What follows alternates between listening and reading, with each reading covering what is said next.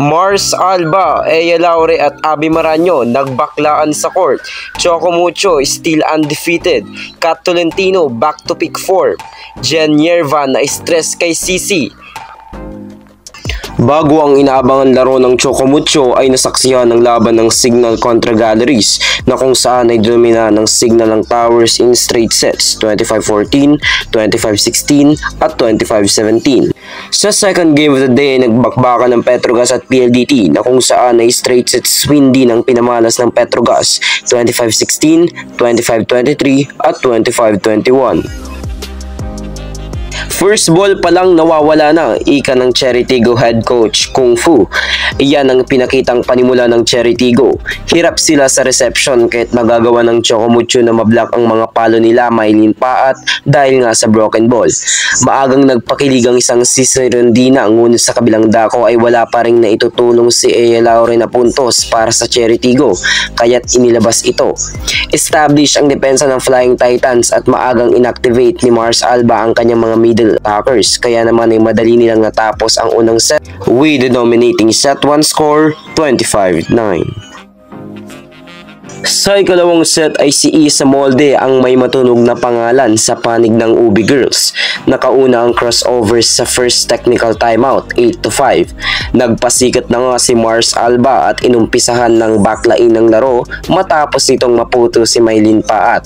On the other hand, it's uncharacteristic seeing Ea Laure struggling in her offense, still not scoring. Nabigyan naman ng green card si Rondina matapos umamin na na-check ball niya ang palo ni Gaston. Compared to set 1 ay mas naging flawless ang passing at depensa ng Cherry Tigo. Nakuha na nga rin ni Aragalang ang kanyang momentum kaya hindi nagkakalayo ang score. Sa isang sequence na hiniyawan ng mga fans ay pumalo itong si Mars Alba at tinaasan ng kamay si Chang Abby na dati niyang F2 teammate na tandem nito bilang bakla ng mga taon. Dikit sa latter part ng second set, ngunit tinapos ito ni Kat Tolentino with an off-speed attack 25-23. Patuloy ang magandang performance na ipinapakita ni Mars Alba hanggang sa third set. Hindi na nga mapigilan at unstoppable na si Cherry Bomb. Starter setter si Cagande for crossovers at kaangle naman ni Rondina si Tobino this set. Ea Laure is starting to heat up. Kinembutan na nga nito si Mars Alba matapos ang kanyang 7-point. Legit baklaan na nga ang nangyayari for today's game. Binawian naman ng isang Ea Laure with another kembot and turn sa blockers ng Choco Mucho. Aliw na ang mga fans. Dumagdag pa ang nagising na beast mode queen na si Abby Maraño with a rampa and sigaw again. Gumawa ng 6-0 run ang Cherry Tigo dahil sa hype at energy na nabuild nila. Ipinasok si Dina Wong ngunit huli na ang lahat. Cherry Tigo extends the match 25-20.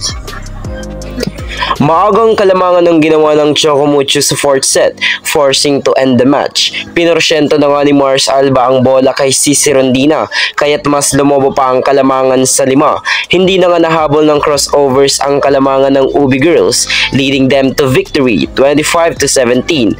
Highlight sa game na ito ang uminit na Ea Laure sa third set at bardagulan nila Alba, Ea at Maraño. Nanatiling undefeated ang Choco Mucho while Cherry Tigo is at 2-1 standing. So that's it for today's video mga ka-trending. Do not forget to subscribe and click the notification bell para lagi kang updated sa latest Pilipinas volleyball trends. Thanks for watching!